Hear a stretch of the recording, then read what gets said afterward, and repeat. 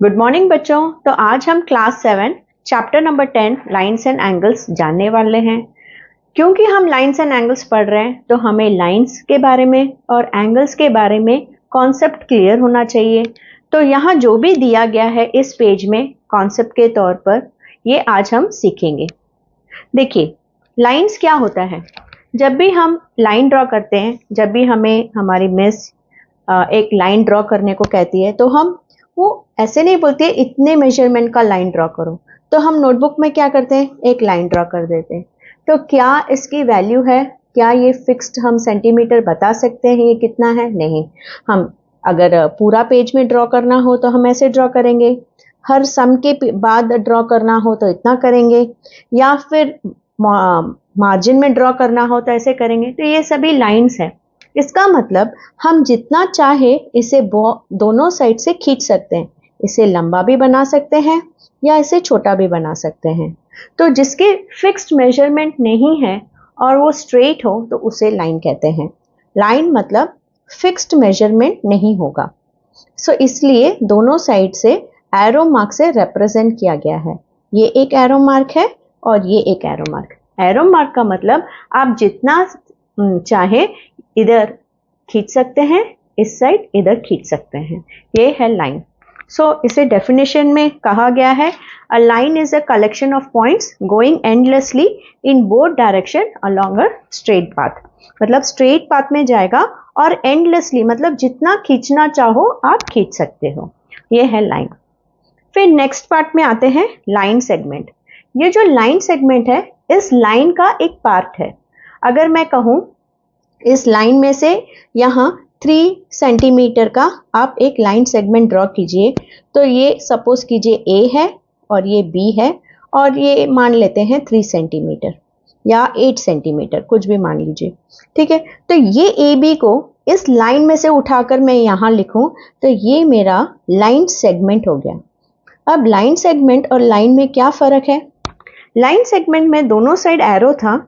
इसका मतलब हम दोनों साइड कितना एक्सटेंड करना चाहे कर सकते हैं और कितना छोटा करना चाहे इसे छोटा भी कर सकते हैं। लेकिन ये जो लाइन सेगमेंट है ये फिक्स्ड है।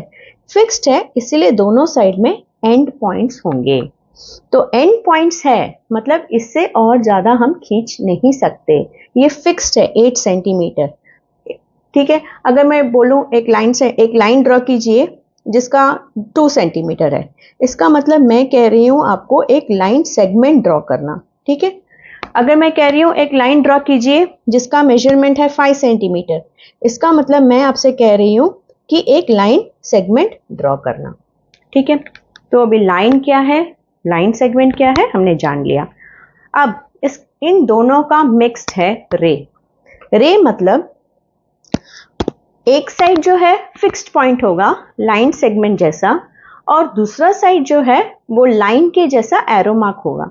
मतलब हम इसे इस तरफ एक्सटेंड नहीं कर सकते क्योंकि यहाँ पॉइंट है, और इस तरफ जितना चाहे हम बढ़ा सकते हैं, जितना चाहे हम छोटा कर सकते हैं।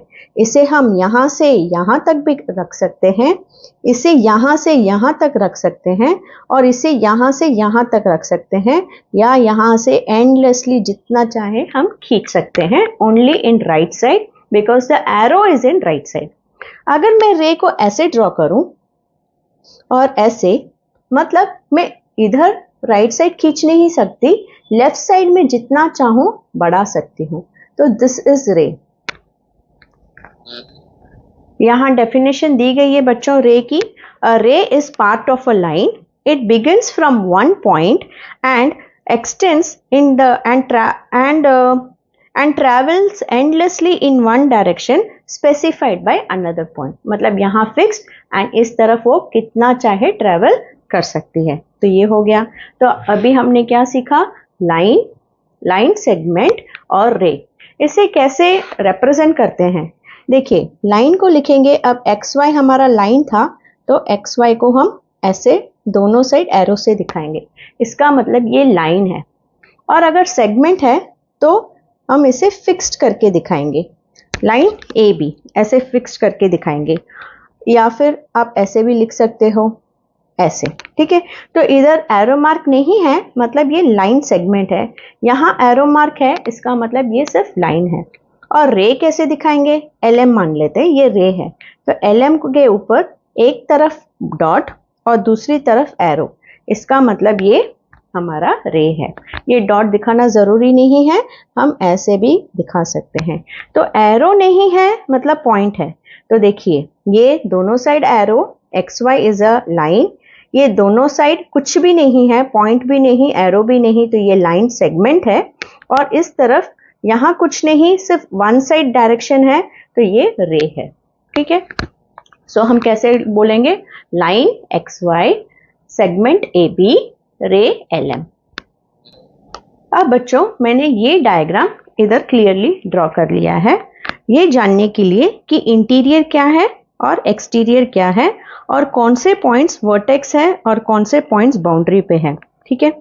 सो देखिए पहले तो हम ये एंगल लेंगे। यहाँ देखिए ये एरो है, सो PQ है ना, ये एरो है मतलब लाइन है। ये एक लाइन है जिसमें ये फिक्स्ड है, P और Q फिक्स्ड है, मतलब PQ एक सेगमेंट हो गया है ना। PQ क्या हो गया? एक लाइन सेगमेंट हो गया। तो हम लिखेंगे PQ एक लाइन सेगमेंट है। और कोई लाइन सेगमेंट है बच्चों इसमें? हाँ, वो है ये AB। देखिए ये तो एक लाइन है क्योंकि दोनों साइड एरो मार्क है, लेकिन A यहाँ एक डॉट है, B भी यहाँ एक डॉट है, मतलब ये फिक्स्ड है। तो AB भी एक लाइन सेगमेंट है। तो हम बोल सकते हैं PQ line segment is intersecting AB at point O, मतलब PQ को AB काट रहा है O पे। तो O क्या हो गया? O हो गया हमारा इंटरसेक्शन पॉइंट, जिधर आके ये दोनों लाइन सेगमेंट मिल रहे हैं, इसे हम कहेंगे इंटरसेक्शन पॉइंट। तो AB line segment, PQ line segment, AB and PQ intersect at point O। अब बच्चों हम एंगल को कैसे नेम करना ये सीखेंगे। ठीक है। तो देखिए यहाँ ये जो है ऊपर से वर्टेक्स पे आके रुकेंगे। वर्टेक्स पे मतलब ये एंगल बन रहा है। देखिए एंगल का शेप कैसे होता है, देखिए ऐसे होता है एंगल का शेप, या फिर ऐसे होता है। ठीक है। तो मतलब एक वी शेप बन रहा है। तो देखिए ये एक वी शेप बन रहा है, तो हम कह सकते हैं A पे नीचे आइए, जहां वर्टेक्स है O, वर्टेक्स मतलब ये कॉर्नर वाला पॉइंट। ठीक है। AOQ एक एंगल है। ठीक है। AOQ एक एंगल है। क्या मैं WOQ एक एंगल बोल सकती हूँ? हाँ बोल सकते हो, क्योंकि ये ऊपर से वर्टेक्स पर आ रहा है, फिर वर्टेक्स से बेस पे आ रहा है। तो ये हाइट समझ लीजिए और इसे बेस समझ लीजिए। ठीक है। तो हम बोल सकते हैं AOQ एक एंगल है। WOY ये भी एक एंगल है, क्योंकि ये W भी तो इसी लाइन पे है और Y भी तो बेस पे है। तो इस एंगल पे कौन से पॉइंट्स हैं? इस एंगल में पॉइंट्स है A, W, O, Y and Q। तो ये 5 पॉइंट्स है जिसे हम कहेंगे they are on the boundary of the angle. ठीक है, यही यहाँ कहा गया है। In angle AOQ the points AWYQ and O are on the boundary of the angle. Boundary मतलब इस एंगल के ऊपर ये पॉइंट्स हैं। और X किधर है? X इस AOQ के अंदर है, तो हम कहेंगे X is in the interior of AOQ। X कहाँ है बच्चों? X इस एंगल के अंदर है, सो हम कहेंगे X is on the interior. X किधर है बच्चों? इंटीरियर। किसके इंटीरियर पे है वो? AOQ के इंटीरियर में है। अब नेक्स्ट एक्सटीरियर में क्या है? कोई पॉइंट है? हाँ, Z। Z जो है क्या वो एक OQ के अंदर है? नहीं, एक OQ तो ये रहा, तो Z तो इसके बाहर है, तो हम लिखेंगे Z is exterior of angle AOQ। अच्छा, अब ये देखिए बच्चों, ये भी एक एंगल है POB, क्योंकि ये बेस है और इसे हाइट मानते हैं, तो ये आकर वर्टेक्स पे यहां जुड़ रहा है। देखिए ये भी एक वी शेप बन रहा है। तो पी ओ वर्टेक्स है, रुक गया, फिर हाइट की तरफ आइए B. So P O B, Z आके इसके इंटीरियर है, तो Z is interior of P O B and X is exterior of P O B, मतलब पी ओ बी के बाहर है एक्स, तो हम कह सकते हैं X is exterior of angle POB and Z is interior of angle POB। अब बच्चों हम ये ट्राई दिस जो है वो सीखेंगे, ठीक है। नेम ऑफ एंगल कैसे करना, एंगल का नाम कैसे रखना, उसके आर्म्स क्या है, उसका वर्टेक्स क्या है और वो कौन से टाइप का है। तो देखिए बच्चों, कैसे आप एक एंगल का नाम रखेंगे। जब भी आप एंगल का नाम रखो तो देखना चाहिए क्या वो रास्ते पर है, रास्ते में है, इन द मीन्स वो ऐसे कुछ शेप होना चाहिए, वी शेप में आप इसे नेम करोगे। किस शेप में, वी शेप होना चाहिए आपका नाम, जैसे ए ओ फिर बी, तो इसका नाम हुआ एंगल ए ओ बी। क्या आप इसे बी ओ ए कह सकते हैं? हाँ, क्योंकि ये भी तो बी शेप ही दे रहा है, बी ओ ए, ये भी वी शेप दे रहा है। लेकिन क्या आप इसे ए बी ओ कह सकते हैं? ए बी ओ नहीं, क्यों? क्योंकि ए और बी के बीच में कोई लाइन ही नहीं है, कोई टच ही नहीं हो रहा है लाइन, तो आप कैसे इसे ए बी ओ कह सकते हो, है ना। तो आप ए बी ओ इसका नाम नहीं रख सकते। क्या आप इसे बी ए ओ कह सकते हो? नहीं, क्योंकि बी और ए के बीच में कोई लाइन जा ही नहीं रही, तो हम इसे बी ए ओ बी नहीं कह सकते, ठीक है। और ये कैसे टाइप ऑफ एंगल है, ये हमने नेम दे दिया। अब ये कैसे टाइप ऑफ एंगल है, देखिए, ये अगर एल शेप होता ऐसे तो ये 90 डिग्री होता, ये 90 से कम है, मतलब ये 0 के ऊपर और 90 के बीच में है। तो 0 और 90 के बीच में होने वाला एंगल हमेशा अक्यूट होता है, ठीक है। क्योंकि अगर आप प्रोट्रैक्टर इधर रखोगे और यहाँ 1 degree 2 degree 3 degree 4 degree 5 degree 6 degree सब इस तरफ आएंगे, 50 डिग्री 65 डिग्री 68 डिग्री 72 डिग्री 78 81 82 सब इस तरफ ही आएंगे, ठीक है, इस पॉइंट से। तो ये हमारा अक्यूट एंगल हो गया। अब इसका वर्टेक्स क्या है, वर्टेक्स मतलब इसका कॉर्नर पॉइंट क्या है, कॉर्नर पॉइंट है ओ, ठीक है। और आर्म्स, लास्ट टॉपिक है इसका आर्म्स। आर्म्स किसे कहते हैं, हम रेस को ही आर्म्स कहते हैं। रे मतलब आपको अभी मैंने सिखाया, जो एक पॉइंट हो एक तरफ और दूसरी तरफ है एरो मार्क। तो देखिए ये पॉइंट है हमारा और इस तरफ है एरो मार्क, तो ये हमारा आर्म है।